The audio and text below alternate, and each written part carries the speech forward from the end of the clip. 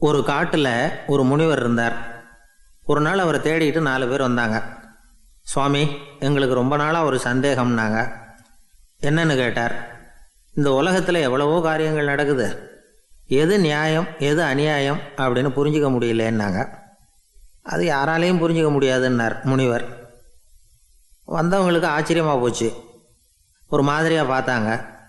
இதை முனிவர் கவனித்தார். சரி, புறப்படுங்க என்னோடன்னார். எங்கன்னு கேட்டாங்க. இப்போ உங்கள் 4 பேரையும் ஒரு புஷ்பக விமானத்தில் அழைச்சிட்டு போகிறேன். இந்த உலகத்தில் சர்வசாதாரணமாக நடக்கக்கூடிய ஒரு காட்சியை உங்களுக்கு காட்ட போகிறேன். நீங்கள் பார்க்க போகிற அந்த காட்சி நியாயமா அநியாயமா அப்படிங்கிறத என்கிட்ட சொல்லணும். நீங்கள் சரியான பதில் சொன்னால் புஷ்பக விமானத்தில் தொடர்ந்து பிரயாணம் பண்ணலாம். தவறான பதில் சொன்னால் இந்த புஷ்பக விமானம் உங்களை கீழே தள்ளி விட்டுரும் அப்படின்னார். 4 பேருக்கும் பயந்தான். இருந்தாலும் முனிவர் கூப்பிடுறாரே அப்படின்னு சொல்லி புறப்பட்டாங்க. அவங்க எல்லாரும் புறப்பட்டு ஒரு காட்டு வழியாக போய்கிட்டு இருக்கிறாங்க புஷ்பக விமானத்தில். அங்கே நடக்கிற ஒரு காட்சியை காட்டுறார் முனிவர். அதோ அங்கே பாருங்கன்னார்.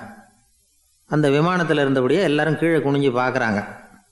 அங்கே ஒரு தாய் புலி அப்போ தான் குட்டி போட்டிருக்கு. குட்டிகளை ஈன்ற உடனே பசிக்கு இறை தேடி அந்த பக்கமாக வருது. அதே நேரம் ஒரு தாய் மான், அதுவும் அப்போ தான் குட்டி போட்டிருக்கு. அதுவும் இதே மாதிரி குட்டிகளை ஈன்ற உடனே பசிக்கு இறை தேடி அந்த பக்கமாக வருது. இப்போ அந்த புலி அந்த மானை அடித்து போட்டுவிடுது. அதுவும் சாப்பிடுது, குட்டிகளுக்கும் கொடுக்குது. இப்போ அந்த புலிக்குட்டிகள் முகத்தில் மகிழ்ச்சி, தாயை இழந்த அந்த மான் குட்டிகள் முகத்தில் துக்கம். இப்போ அந்த முனிவர் 4 பேர்கிட்டையும் கேட்குறார், நீங்கள் இங்கே பார்த்தீங்களே, இதில் எது நியாயம் எது அநியாயம்? ஒவ்வொருத்தராக சொல்லுங்கள். உங்கள் பதில் சரியில்லைன்னா இந்த விமானம் உங்களை கீழே தள்ளி விட்டுரும். சொல்லுங்கள் பார்க்கலாம்னார். முதல்ல ஒருத்தன் சொன்னான், அந்த புலி செஞ்சது சரிதாங்க. அது பசிக்கு அதுதான் ஆகாரம். தன்னுடைய பசிக்கு தானே இறை தேடிக்கிட்டுது. அதில் என்ன தப்பு? அவ்வளவுதான். அதனால் புலி செஞ்சது நியாயம்தான் அப்படின்னா. அவ்வளவுதான், அந்த விமானம் அவனை அப்படியே கீழே தள்ளி விட்டுட்டுது. அதனால் அவன் கொடுத்த பதில் சரியில்லை அப்படிங்கிறது புரிஞ்சு போச்சு. இப்போ 2வது ஆள் சொன்னான், புலி செஞ்சது பாவம், அந்த தாய்மான் என்ன தப்பு பண்ணிச்சு? இப்போ அந்த குட்டிகளுக்கு யார் ஆதரவு? அதனால் புலி செஞ்சது அநியாயம் அப்படின்னா. அவ்வளவுதான், அவனையும் கீழே தள்ளி விட்டுட்டுது அந்த விமானம். இந்த பதிலும் சரியில்லை அப்படின்னு ஆயிட்டுது. இப்போ 3வது ஆள் வந்தான். முதல்ல 2 பேர் கீழே விழுந்ததை பார்த்துக்கிட்டு இருந்தான். அதனால் அவன் சொன்னான், ரெண்டுமே நியாயந்தாங்க. புலி இறை தேடினதும் இயற்கை, அதுக்கு மான் இறையானதும் இயற்கை. அதனால் இதில் ஒன்றும் தப்பு இல்லைன்னா. அவ்வளவுதான், அவனையும் அந்த விமானம் கீழே பிடிச்சி தள்ளி விட்டுது. இப்போ 4வது ஆள் வந்தான். முனிவர் கேட்டார், நீயாவது சொல்லுப்பா, இந்த செயலில் எது நியாயம்னார். அவன் தெளிவாக பதில் சொன்னான். அதாவது என்ன சொன்னான்னா, எனக்கு தெரியல அப்படின்னா. அவனை விமானம் கீழே தள்ளலை, சௌரியமாக அழைச்சிட்டு போட்டுது. இவனும் பிரயாணம் சௌக்கியமாக பண்ணானான். ஆக இதுதான் சரியான பதிலுங்கிறத முனிவர் உணர்த்தினார். இந்த கதையிலேருந்து நாம் புரிஞ்சுக்க வேண்டியது என்னென்னா, இந்த உலகத்தில் எவ்வளவோ காரியங்கள் நடக்குது. அதெல்லாம் ஏன் அப்படி நடக்குதுங்கிறதுக்கு எப்பேற்பட்ட பண்டிதராலும் பதில் சொல்ல முடியாது. தெரியாததை தெரியாதுன்னு ஒத்துக்கிட்டா வாழ்க்கை பிரயாணம் சுகமாக இருக்கும். அதனால் தேவையில்லாத விஷயங்களை புரிஞ்சுக்கிறதுக்கு நேரத்தை செலவு பண்ணிகிட்டு இருக்கக்கூடாது. வாழ்க்கையை குழப்பிக்கக்கூடாது. வாழ்க்கைக்கு தேவையானது என்னவோ அதை மட்டும் புரிஞ்சுக்கிட்டா போதும். இந்த காலத்து ஆள் ஒருத்தன் ஒரு பெரியவரை தேடி வந்தான். ஐயா, ஒரு சந்தேகம்னா. என்ன உன்னுடைய சந்தேகம்னார். பகுத்தறிவுன்னா என்ன, விதின்னா என்ன அப்படின்னு கேட்டான். இதுக்கு அவர், இப்போ உன்னுடைய வலது காலை தூக்குன்னார். தூக்கினான். சரி, இப்போ உன்னுடைய வலது காலை கீழே இறக்காம உன்னுடைய இடது காலையும் தூக்குன்னார். தூக்கினான். பொத்துன்னு கீழே விழுந்துட்டான். பெரியவர் சொன்னார், உன்னால் ஒரு காலை தூக்க முடிஞ்சுது, அதுதான் பகுத்தறிவு. 2 கால்களையும் ஒரே சமயத்தில் தூக்குனா அடிபடும், அப்படிங்கிறது தான் விதி அப்படின்னு விளக்கம் கொடுத்தார். இவன் தன்னுடைய விதியை நொந்துக்கிட்டே இடுப்பை பிடிச்சிக்கிட்டு அங்கேருந்து நடந்து போயிட்டானான். ஒரே ஒரு ஊரில் ஒரு கோயில் இருந்தது. ரொம்ப பழைய கோயில். உள்ளே போகிறதுக்கே பயமாக இருக்கும். எந்த நேரத்தில் இடிஞ்சு விழுந்துருமோ அப்படிங்கிற பயம். அப்படி இருந்ததுனால யாரும் துணிஞ்சு சாமி கும்பிடுறதுக்கு அங்கே போகிறதில்ல. கோயிலுக்கு வர்ற கூட்டம் கொஞ்சம் கொஞ்சமாக குறைய ஆரம்பிச்சுட்டுது.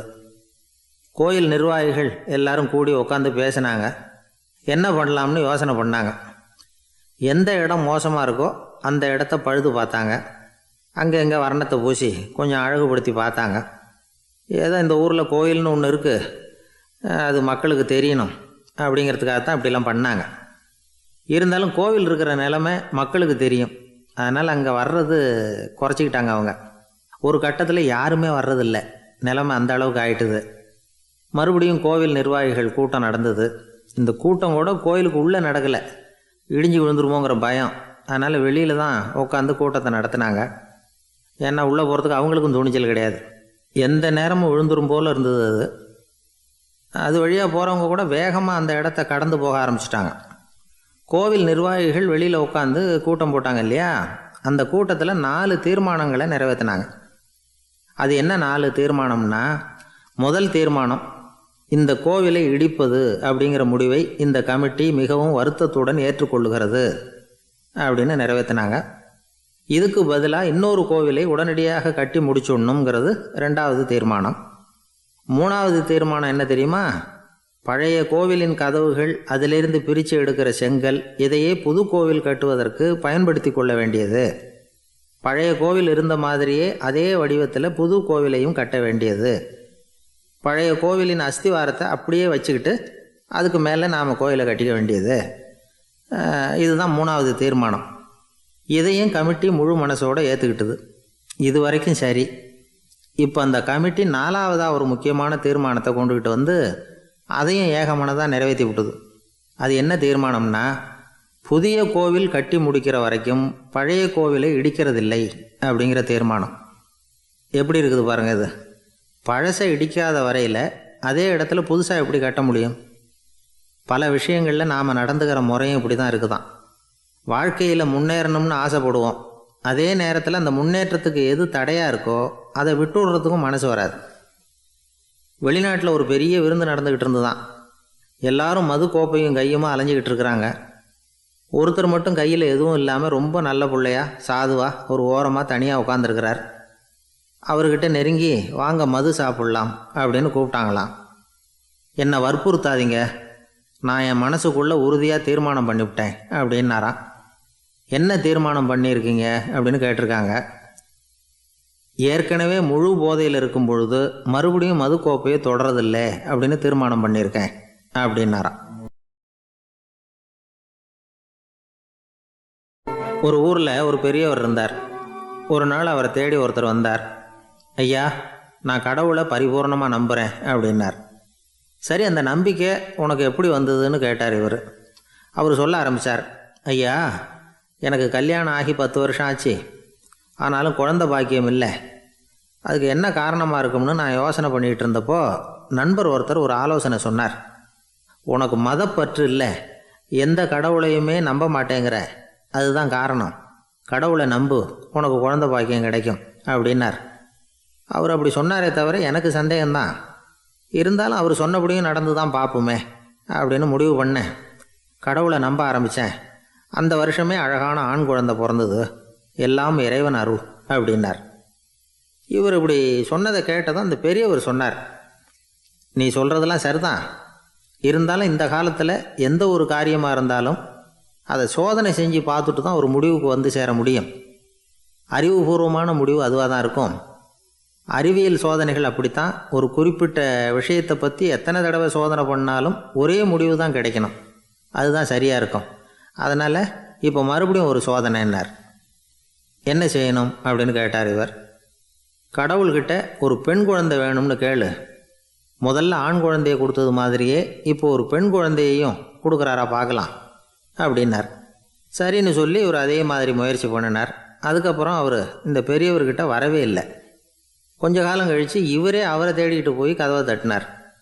அவர் கதவை திறந்தார். என்ன ஆச்சு, கடவுள் கண் திறந்தாரா அப்படின்னு கேட்டார்.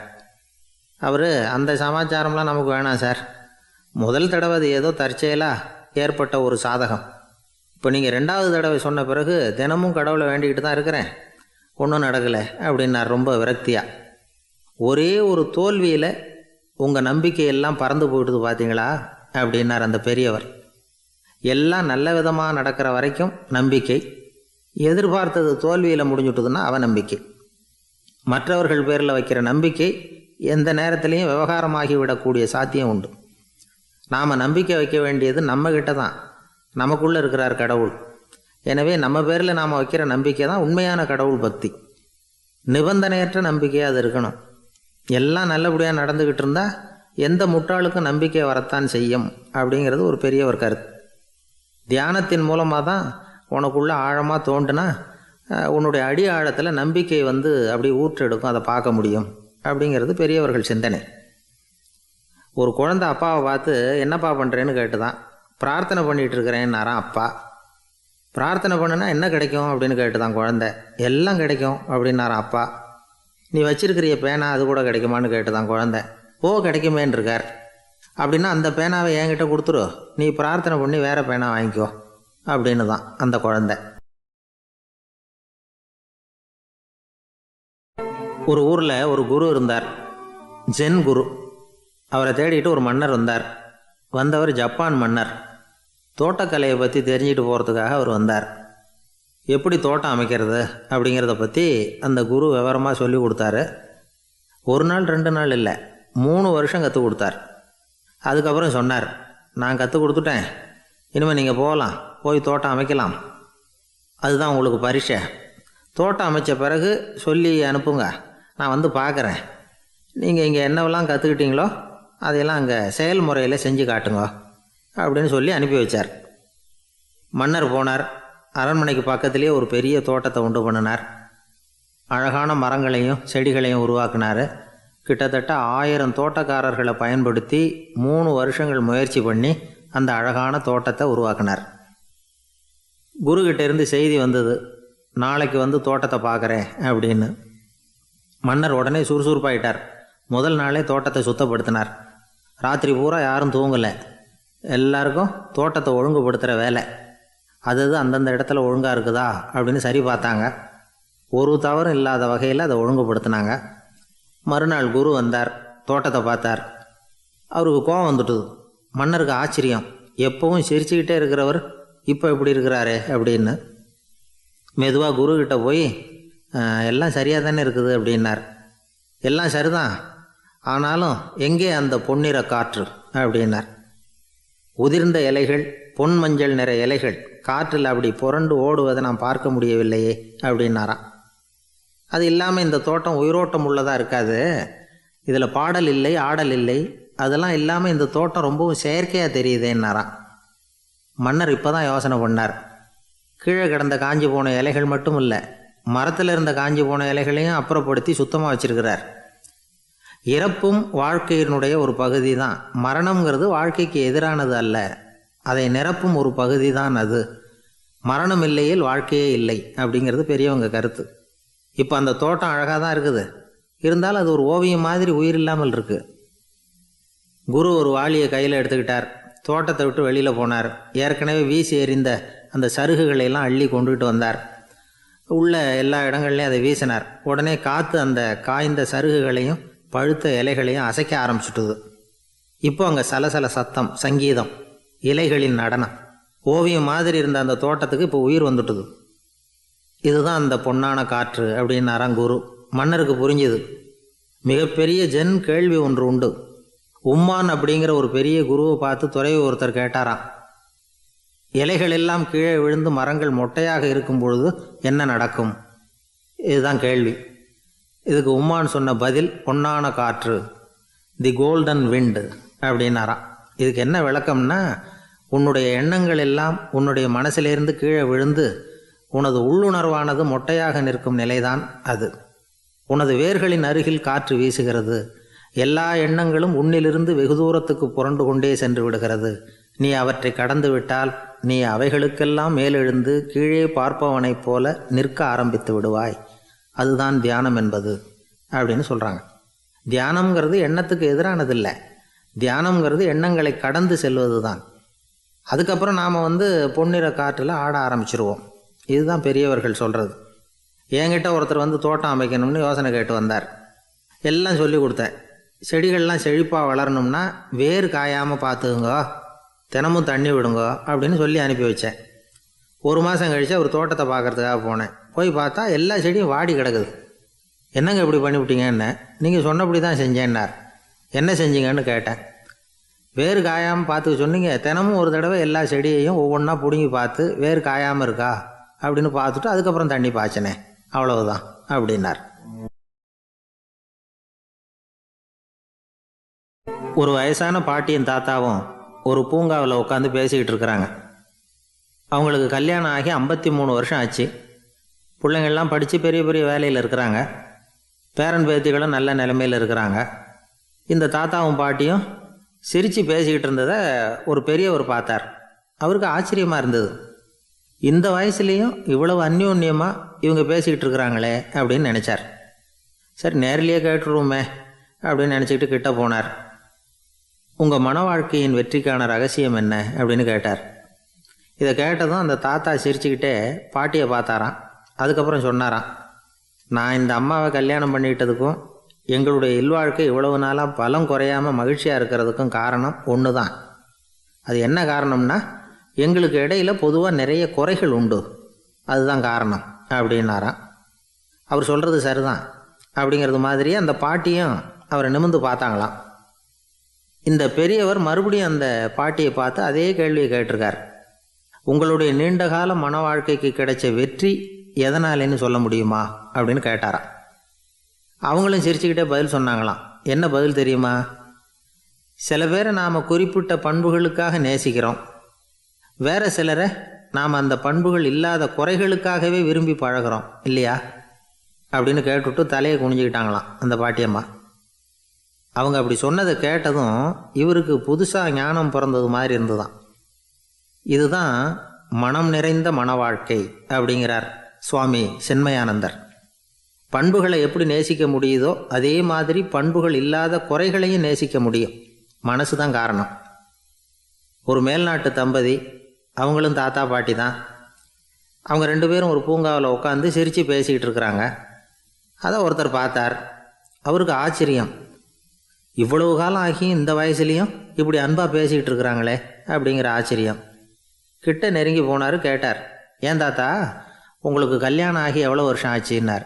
55 வருஷம் ஆச்சுன்னாராம் அவர். இன்னமும் இவ்வளவு சந்தோஷமாக இருக்கிறீங்களே, அதுக்கு என்ன காரணம்னு கேட்டிருக்கார். அதுக்கு என்ன காரணம்னா, இது வரைக்கும் எங்களுக்குள்ளே சண்டையே வந்ததில்லை அப்படின்னாராம். அது எப்படி முடியும்னு கேட்டிருக்கார் இவர் ஆச்சரியமா.